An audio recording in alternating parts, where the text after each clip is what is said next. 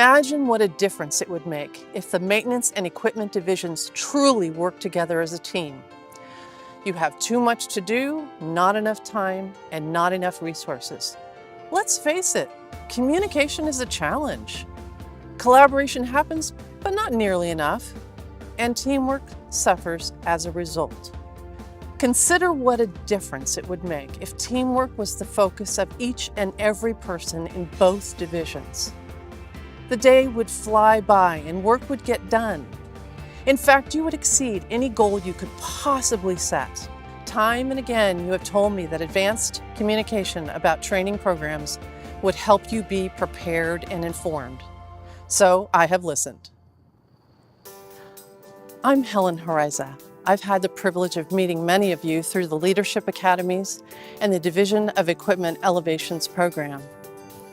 I want to tell you about the essential purpose of the program, a little bit about what the class is going to include, and then what I know about the timing.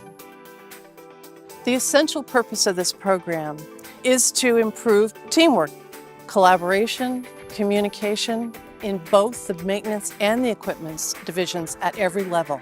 Every employee is going to be trained through this program. No one is going to be excluded. We put down our strongest points, and maybe we can put it on our locker or somewhere that we can see it every day. And so when we come in with an attitude that we want to do our best.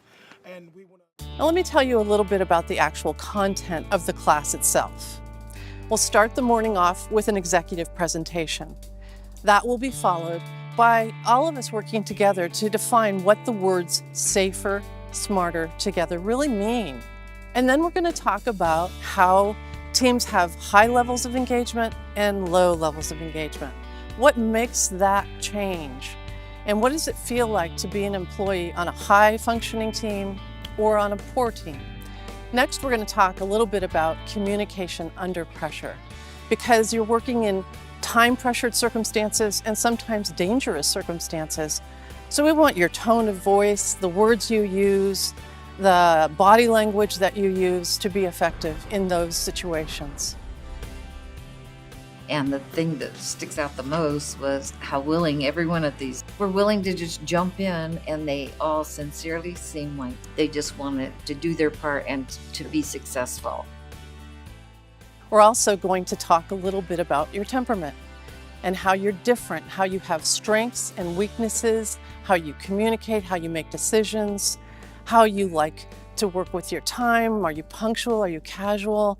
All those differences can cause a team to be sometimes at conflict. But if you learn to appreciate each other, you can be super creative and more powerful and innovative as a team. And then finally, we're going to transition to case studies, because you gotta practice. If you spent the whole day learning about communication, collaboration, and teamwork, then you gotta practice. We're gonna integrate some games, some team building, tower building. It's a fun, hands-on class. I really think you're gonna enjoy it. It's just amazing how we can get all these guys together, and women, that have different personalities. And I heard about the block and marbles, but I didn't believe it. How everybody enjoyed it. And to get, you had rules on that, everybody obeyed the rule, and we all turned into like engineers. Regarding the timing of the rollout for the Safer, Smarter Together program for all of the employees of the Maintenance and Equipment Division, we see it rolling out in about 2 years, with consideration for weather events and whether or not we don't want to overly impact your district by taking too many people out to train all at the same time. So my request is, please come with an open mind, come ready to participate, and we will give you the investment in your skills and your attitude that you deserve. For the Safer, Smarter Together training team, we look forward to seeing you.